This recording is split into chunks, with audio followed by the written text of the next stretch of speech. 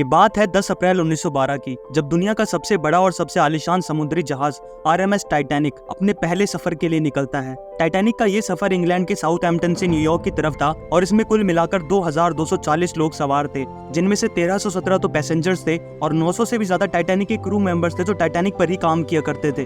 Titanic पर सवार इन यात्रियों में बड़े बड़े बिजनेसमैन और सेलिब्रिटीज से लेकर एक बेहतर जिंदगी की उम्मीद में अमेरिका जा रहे कई इमिग्रेंट्स भी शामिल थे। टाइटैनिक अपने कंस्ट्रक्शन के वक्त से ही इतना फेमस हो चुका था कि इसके पहले सफर के आगाज को देखने के लिए 1 लाख से भी ज्यादा लोग वहां सी पोर्ट पर उमड़ आए थे। टाइटैनिक के इस पहले सफर को लेकर पैसेंजर्स, पब्लिक और मीडिया में काफी ज्यादा एक्साइटमेंट था। आखिर न सिर्फ टाइटैनिक दुनिया का सबसे विशाल और सबसे भव्य जहाज था, बल्कि इसे बनाने वालों ने ये दावा किया था कि एक ऐसा जहाज है जो कभी भी डूब नहीं सकता। लेकिन फिर होता कुछ यूं है कि अपने पहले सफर पर निकलने के सिर्फ 4 दिन बाद ही टाइटैनिक एक आइसबर्ग से टकराकर डूब जाता है और न सिर्फ एक खुद डूब जाता है, बल्कि अपने साथ उस पर मौजूद 1500 से ज्यादा लोगों को भी ले डूबता है। तो दोस्तों, आज की वीडियो टाइटैनिक पर एक डिटेल रिसर्च करके बनाई गई है। इस वीडियो में हम टाइटैनिक के बनने से लेकर इसके डूबने तक की पूरी कहानी के बारे में डिटेल में जानेंगे। तो वीडियो काफी इंटरेस्टिंग और नॉलेजेबल होने वाली है, इसलिए वीडियो को पूरा एंड तक जरूर देखना।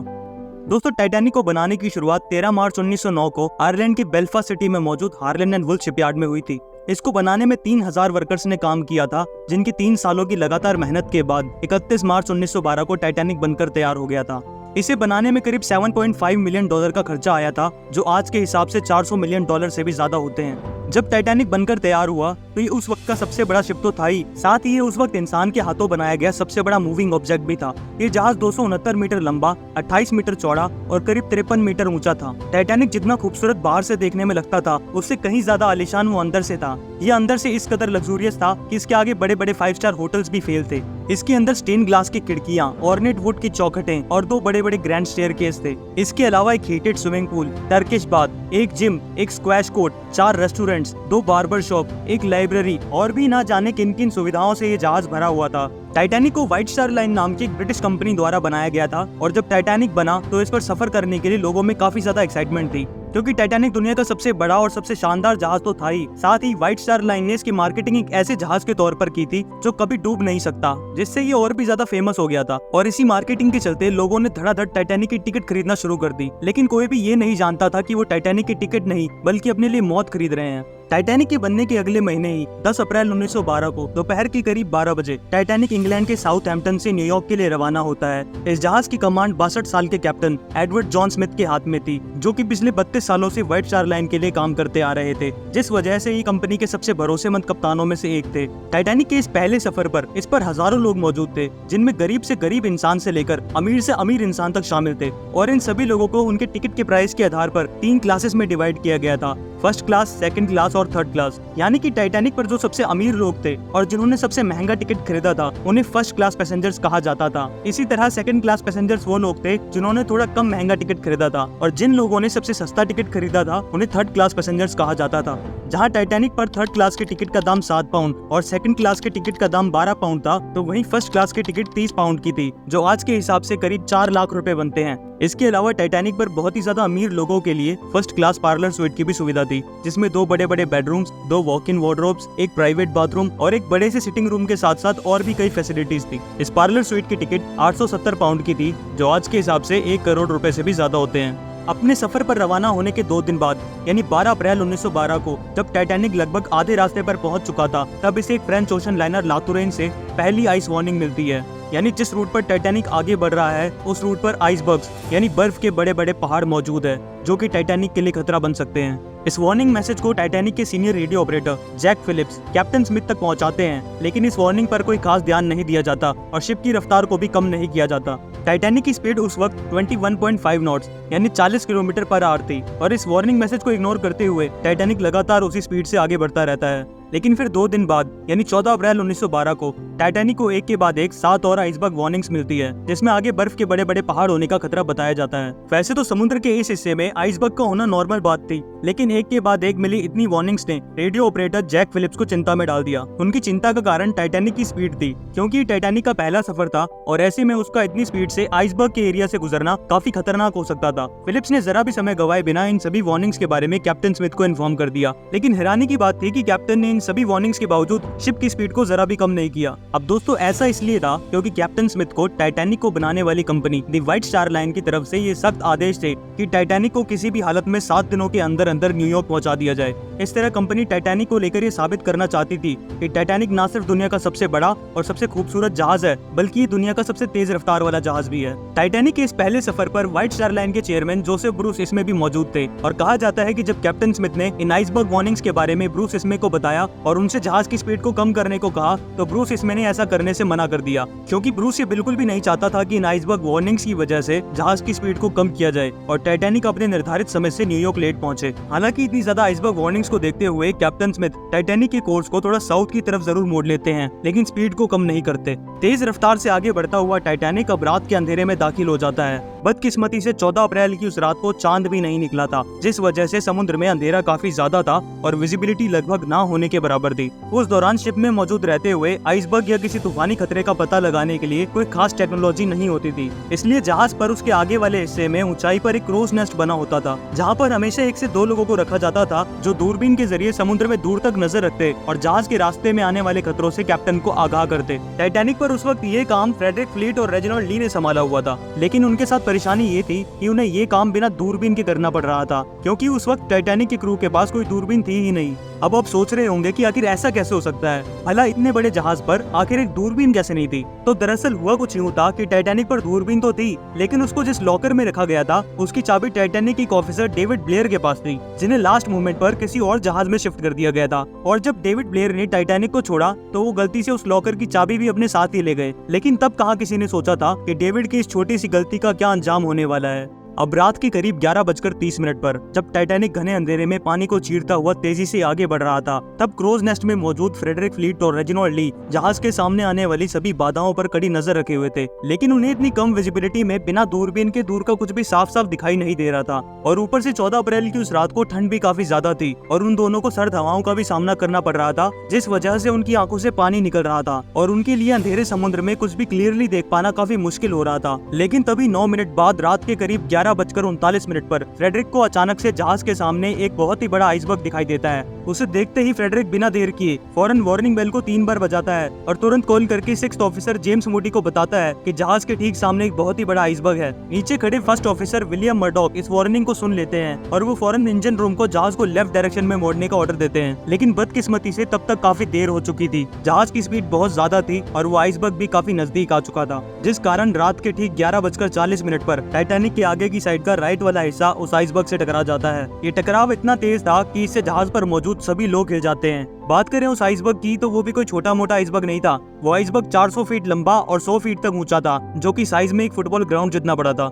उस आइसबर्ग से टकराने के कारण टाइटैनिक पर एक बहुत ही बड़ा डेंट पड़ जाता है, जिससे काफी प्रेशर और तेजी के साथ टाइटैनिक के अंदर पानी घुसना शुरू हो जाता है। टकराव के तुरंत बाद कैप्टन स्मिथ और टाइटैनिक के डिजाइनर थॉमस एंड्रयूज जब जहाज को हुए नुकसान का जायजा लेने पहुंचते हैं तो उन्हें ये पता चलता है कि जिस टाइटैनिक को अनसिंकेबल कहा जा रहा था वो अब बस कुछ ही देर में समुद्र में समाने वाला है। ये देखकर उनके होश उड़ जाते हैं, क्योंकि टाइटैनिक को बनाया ही इस तरह से गया था कि ये कभी डूब ही नहीं सकता था। टाइटैनिक को बनाने में डबल बॉटम हल का इस्तेमाल किया गया था, यानी कि टाइटैनिक की जो मेन बॉडी थी उसे 2 लेयर्स में बनाया गया था, जिससे कि किसी चीज से टकराने के कारण अगर इसकी एक लेयर टूट भी जाती तो डबल बॉटम हल होने की वजह से दूसरी लेयर उसे सुरक्षित रखने के लिए काफी थी। इसके अलावा टाइटैनिक की मेन बॉडी को 16 अलग अलग वाटर टाइट कंपार्टमेंट्स में डिवाइड किया गया था, यानी अगर किसी टकराव की वजह से शिप में कोई सुराग हो जाता और इनमें से किसी एक कंपार्टमेंट में पानी भरने लगता तो वो पानी किसी और कंपार्टमेंट में नहीं जा सकता था। और अगर टाइटैनिक के 16 में से 4 कंपार्टमेंट्स भी क्षतिग्रस्त होकर पानी से भर जाते तब भी टाइटैनिक को कोई फर्क नहीं पड़ता और वो तैरता रहता। लेकिन टाइटैनिक का आइसबर्ग से टकराव सामने से नहीं बल्कि शिप के साइड से हुआ था। ऐसे में टाइटैनिक का डबल बॉटम हल किसी काम नहीं आ सका, क्योंकि साइड में तो केवल सिंगल लेयर ही लगी हुई थी। और ये टकराव इतना ज्यादा बड़ा था कि टाइटैनिक के 16 में से 6 वाटर टाइट कंपार्टमेंट्स डैमेज हो चुके थे और उनमें तेजी से पानी भरता जा रहा था। लेकिन जहाज तो सिर्फ 4 कंपार्टमेंट्स के भरने तक ही तैर सकता था। 6 कंपार्टमेंट्स में पानी भरने का मतलब था कि अनसिंकेबल टाइटैनिक अब डूब जाएगा।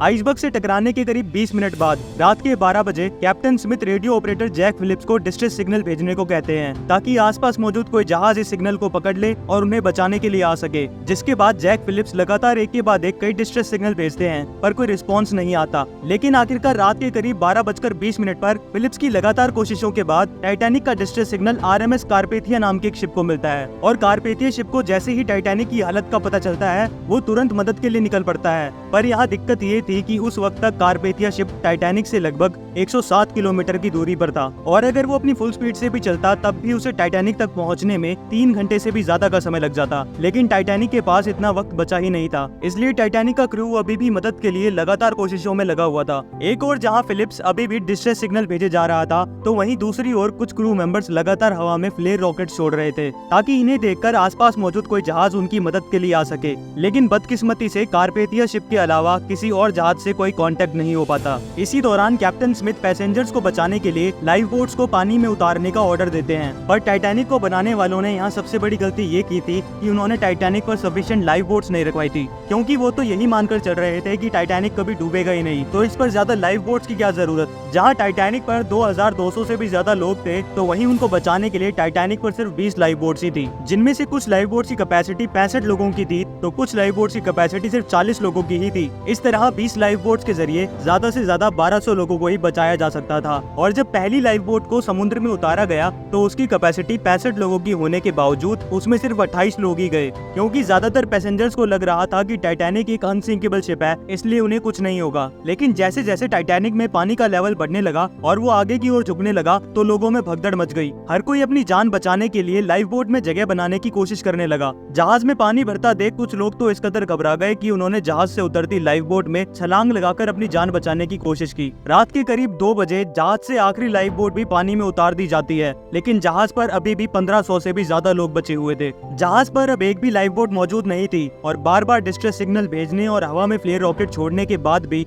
टाइटैनिक की मदद के लिए कोई भी जहाज नहीं पहुंचा था। ऐसे में जहाज पर बचे 1500 से भी ज्यादा लोगों में दहशत का माहौल था। चारों ओर भगदड़ मची हुई थी और हर तरफ से बस लोगों के चीखने चिल्लाने की आवाजें आ रही थी। जिन लोगों को तैरना आता था वो समुद्र में कूद रहे थे, लेकिन समुद्र में तैरकर भी आखिर कितनी देर तक बचा जा सकता था, क्योंकि उस वक्त समुद्र के पानी का टेम्परेचर -2 डिग्री सेल्सियस था और इतने ठंडे पानी में कोई भी इंसान ज्यादा से ज्यादा 15 से 30 मिनट तक ही जिंदा रह सकता था। इसलिए कुछ लोगों ने खुद को किस्मत के हवाले कर दिया और वो जहाज पर ही बने रहे। टाइटैनिक में अब इतना ज्यादा पानी भर चुका था कि इसके आगे का हिस्सा पानी के अंदर डूबने लगता है और इसके पीछे वाला हिस्सा पानी की सतह से काफी ऊपर हवा में उठ जाता है। अब टाइटैनिक किसी भी पल पूरी तरह से समुद्र में समा सकता था। ऐसे में रात के करीब 2:18 पर टाइटैनिक में बहुत ज्यादा पानी भरने की वजह से एक शॉर्ट सर्किट होता है और जहाज की लाइट्स बंद हो जाती हैं। अब चारों तरफ केवल अंधेरा ही अंधेरा फैला होता है और रात के ऐसे घने अंधेरे में अटलांटिक ओशन लोगों की चीखों से गूंज उठता है। कुछ ही सेकंड्स बाद टाइटैनिक का पिछला हिस्सा पूरी तरह से हवा में उठ जाता है, जिससे टाइटैनिक के स्ट्रक्चर पर इतना ज्यादा दबाव पड़ता है कि टाइटैनिक बीच से 2 हिस्सों में टूट जाता है। जिसके बाद देखते ही देखते रात के 2:20 पर RMS टाइटैनिक अटलांटिक ओशन में हमेशा के लिए समा जाता है। जिस टाइटैनिक को बनाने में 3 साल का समय लगा था उसे डूबने में 3 घंटे भी नहीं लगते।